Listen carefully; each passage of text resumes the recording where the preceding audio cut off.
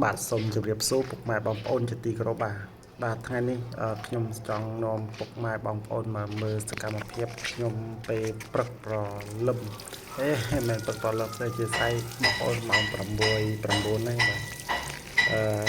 ព្រឹកស្មានហ្នឹងគឺជាពេលដែលល្អសម្រាប់យើងស្រោចទឹកបន្លែបាទដោយសារតែវាអត់ព្រឹកពេកក៏វាអត់ថ្ងៃពេកដែរអត់ថ្ងៃក្តៅព្រឹកពេកខ្ញុំគិតថាចន្លោះពីម៉ោង6ដល់ម៉ោង8វានៅទឹកសើមអញ្ចឹងទៅអាទឹកសើមដែលដាក់នៅលើស្ពៃឬក៏ដំណាំហ្នឹងខ្ញុំគិតថាវាធ្វើឲ្យដំណាំយើងលូតលាស់ល្អបាទអញ្ចឹងម៉ោង8 9ហ្នឹងគឺជាពេលដែលវាស្ងួតទឹកសើមចេញពីបន្លែហើយអញ្ចឹងលើដំណាំយើងគឺអាចស្រោចទឹកបានបាទអញ្ចឹងខ្ញុំចាប់ដើមស្រោចទឹកលើដំណាំស្ពៃតឿរបស់ខ្ញុំបាទប៉ុន្តែវាអត់សាល្អបាទអញ្ចឹងថ្ងៃនេះខ្ញុំចង់និយាយបន្តិចទៅដល់នឹងក្របពូជក៏ដូចជាកូនស្ពៃដែរបាទគឺថាមើលអាស្ពៃនេះគឺវាថ្លោះល្អប៉ុន្តែកាលខ្ញុំដាំនោះខ្ញុំដាំតែមួយទេខ្ញុំដាំជាមួយគ្នាហ្នឹងហើយអាខ្លះបើបងប្អូនមើលនេះ វាដួលទៅខ្លះអាតូចទៅញ៉េញ៉បាទខ្ញុំអត់ឆ្ងល់ដែរទឹកដូចជាស្រោចគ្រប់គ្រាន់ដែរហើយជីក៏មានជីអាចគោបាទដាក់ជីអាចគោដែរបាទហើយមើលដីខ្មៅប៉ុន្តែអាកន្លែងតាណាឆ្ងល់ថាកន្លែងតាណាធំអាកន្លែងតាណាតូចមិនដឹងថាម៉េចវាក្រោយពីខ្ញុំសង្កេតមើលក្រោយពីដាំដល់ស្មានហ្នឹងខ្ញុំគិតថាពេលខ្លះមិនមែនមកពីកន្លែងដីទេពេលខ្លះមកពីក្របពូជបាទអញ្ចឹងការជ្រើសរើសក្របពូជគឺវាសំខាន់បាទតកតងទៅនឹងការដាំដុះដំណាំរបស់យើងគឺក្របពូជសំខាន់ពេលខ្លះក្របពូជខ្លះខ្ញុំ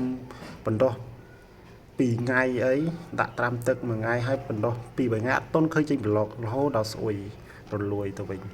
តែក្របនេះខ្ញុំដាក់ត្រាំ1ថ្ងៃខ្ញុំផ្អាប់1ថ្ងៃទៀតវាដុះលឿនប៉ុន្តែពេលដល់ខ្ញុំយកកូនមកស្ទូងមកអាខ្លះក៏វាលូតលាស់ល្អទៅអាខ្លះក៏នេះអាកន្លែងទំនុចទៅហ្នឹងអាមួយឡាធំពេលដល់អាមួយទៀតឡើងកញោមមិនដឹងអាបាច់វាបាទអង្ការដំបូងគឺយើងស្ទូងគឺយើងមានការក្របរហូតដល់3ថ្ងៃនោះដើម្បីឲ្យវាមានកម្លាំងបាទដើម្បីឲ្យវាមានកម្លាំងឲ្យវាចាប់រឹសហើយបានយើងធ្វើការបកវិញហើយចំពោះកូននេះខ្ញុំដកចេញពីអាផើងកងឡានខ្ញុំនេះពីមុនខ្ញុំដាក់លង្ក្រាស់នេះក្រាស់ដោយអាខាងនេះខ្ញុំដាំក្រោយទៅនេះអាកូននេះគឺបានប្រហែលជា5ថ្ងៃទេបាទខ្ញុំដាំនឹងគឺខ្ញុំត្រាំទឹកសិនបានយកមកសាបហើយចាក់ទឹកអញ្ចឹងឃើញថាការដុះវាលឿនប៉ុន្តែពេលដល់យកទៅដកមើលដកស្ទូងមកគឺថាវារប៉េះរប៉ោះបាទអាកន្លែងតាណាក៏ធំទៅខ្ញុំដាំរង្វើនេះចង់ឲ្យវាថាស្រឡះទៅឲ្យវាធំថាស្ពៃទៅវាធំប៉ុណ្ណាបាទព្រោះអាខ្លះធំនេះអានេះធំបាទតែអាខ្លះតូចញ៉អាមើលសម្រាប់ការដាំគឺប្រវែងដូចជាថៃជាកន្លះចូលដៃមិនចាអាមនោះបាទកន្លះតាអាមពីគ្នានោះប៉ុន្តែមិនដឹងថាម៉េចវាកន្លែងខ្លះលួយទៅ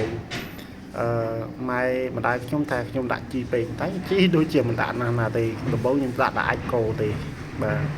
គ្រាន់តែអាចគោកាលណាយើងដាក់ច្រើនវាអាចធ្វើឲ្យលួយដែរប៉ុន្តែអាកន្លែងដែលដាក់ហ្នឹងគឺលបាយស្មើគ្នាទេបាទព្រោះយើងមិនបានថាស្មើគ្នា 100% ទេគ្រាន់តែការប៉ាន់ប្រមាណរបស់យើងការសន្មត់របស់យើងថាបានស្មើគ្នាបាទប៉ុន្តែមើលដំណាំអំពៅឃើញតែថ្លោះល្អបាទអំពៅនេះគឺអំពៅទឹកឃ្មុំបាទខ្ញុំសុំគេបានមកកណាត់ដើមទៅយកមកផ្សាប់បានមួយដើមនេះអាដើមនេះបានតទៅដាំបានអាដើមនេះមួយហើយបានវាចេញកូនមកឥឡូវវាបានកម្ពស់ជិត3ម៉ែត្រហើយនេះ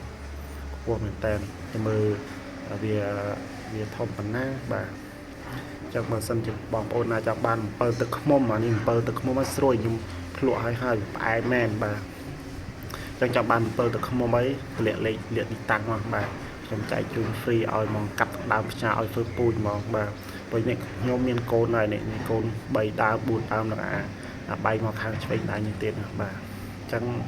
ដីកន្លែងតែមួយទេគ្រាន់តែវាមានស្មោចតិចមកស្មោចនេះរោមតែមិនជាអ្វីទេគឺ វាជួយស៊ីមេនៅលើដើមអំពៅទេបាទអញ្ចឹងវីដេអូមានតែប៉ុណ្្នឹងបងពុកម៉ែបង